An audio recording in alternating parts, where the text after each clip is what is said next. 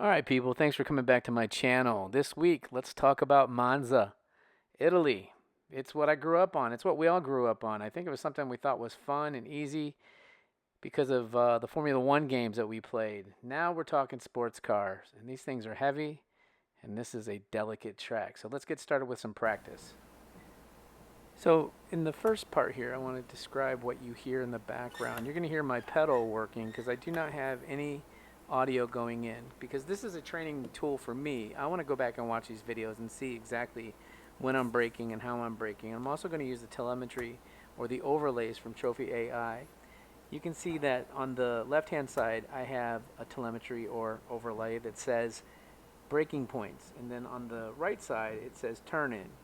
For me, when I'm learning how to really get used to a track in a new car, this is really important for me. What Trophi.ai does is they use their expert, I would say ghost cars if you were, the data from their expert drivers to give you an indication of when you should be turning in and how you should be braking. So that's what we're going to concentrate on today with, is just that whole part about braking. Now, the other thing is, I do want to go on record and say I have no affiliation with Trophi.ai. I've never spoke to them in my life, but I do pay the bill. I do pay for it because to me it's important to have an understanding of what's going on to get better. Because honestly, just driving around, I found for years you don't really get better. You have to practice, and you have to know how to practice. Trophi.ai to me actually does a really good job. No criticism here, but they do have their Manzel AI, and it does work. It talks to you as you're driving. But these overlays to me really function because as I'm driving, I'm able to look down and see that, like here, for example, in my last corner, it's telling me I was perfect on my braking point, but I was a little late turning in. Obviously, we want to be perfect on both sides. And this will continue to work all the way through. So when you're practicing, you want to look at these things. You want to go back and look at the video. All computers have a way to, look at your screen time and look at what you're doing. So I would advise doing that. Record your stuff. Put it, if you're not using OBS or maybe something from your graphic card, just go ahead and record the screen and look at these type of things.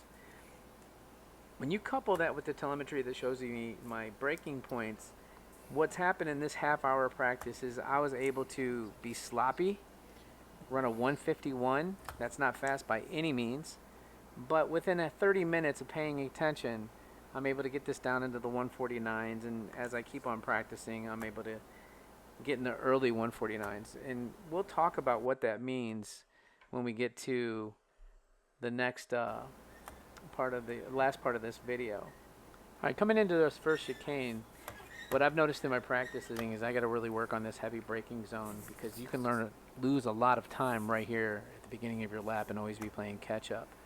Now, that's another part of practice that I've done a video on, and I'll link it up here in the top, about using active reset inside of iRacing, which is completely free and it's a lot of fun.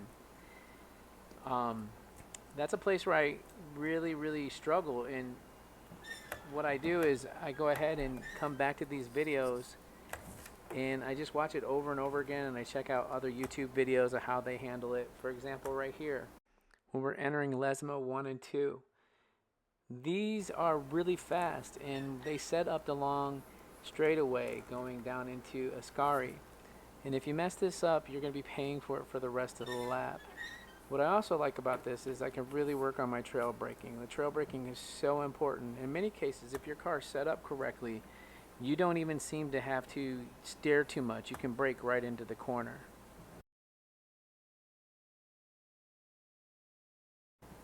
Ascari, what can you say? To me, this is all about rhythm, how to downshift, what not to downshift to.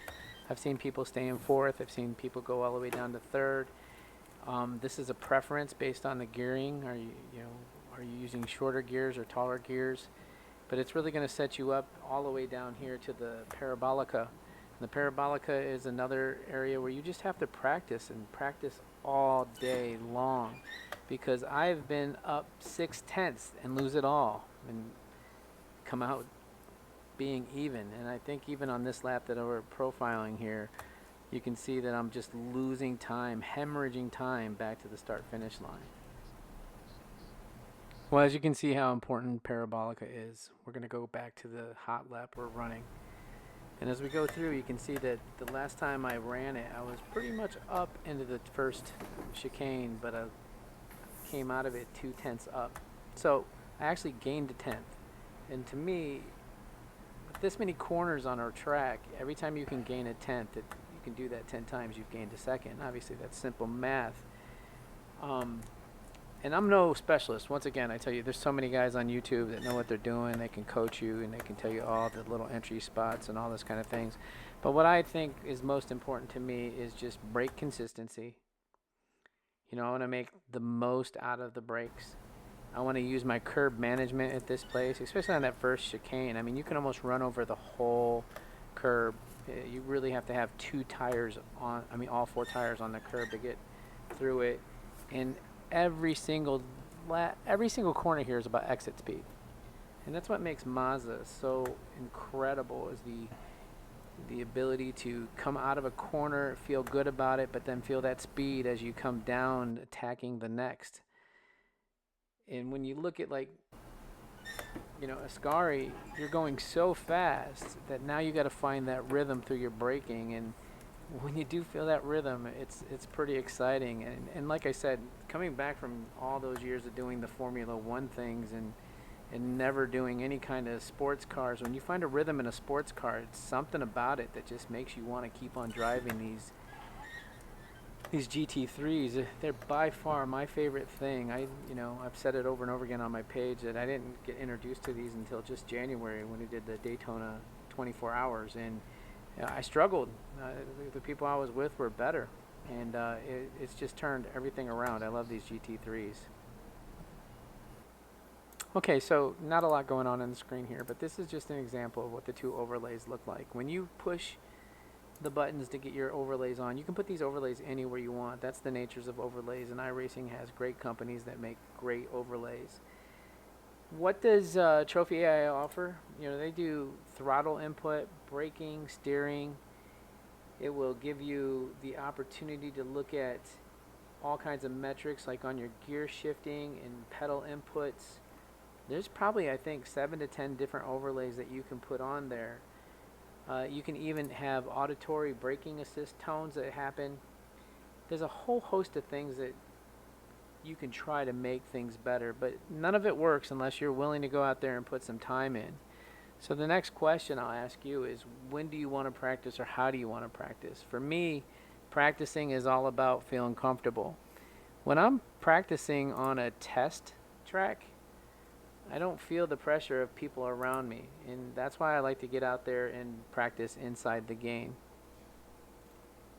So take some time to set up what you want to do, put your overlays on there, and put some effort into it. So the question is, you know, why are you listening to me? And you don't have to. Obviously, I'm just doing this as a newbie, but I want to get better like everyone else. So the first thing I think of is, where do I stand when I'm running 149? So you can go back into iRacing and you can look at the results of previous races. And yeah, am I on the bottom split? I sure am. You know, I've got to get there somewhere. I'm about 1,200 as I made this video. A month ago, I was at 800. And it's not easy. I tell you what, maybe 5 months ago, I was at about 1,200 and went down to 800. You make mistakes and you learn from your mistakes, but you can only get better by practicing. So as you scroll through this video, you can see that when I'm looking at the times and the splits, well, I'm looking at it, and, you know, these people that I'm racing against, they're running, you know, 149s. Hey, thanks for choosing this video, and if you like what you saw, go ahead and subscribe and even like this video, as it helps me out. Also on Friday nights, I like to go ahead and stream on Twitch. That's the Broke Sim Racer. Check out on the playlist, we have a look back at NASCAR Racing 2003 season. That is the OG when it comes to iRacing and where it came from. Once again, thank you for being here, and we'll talk to you next time.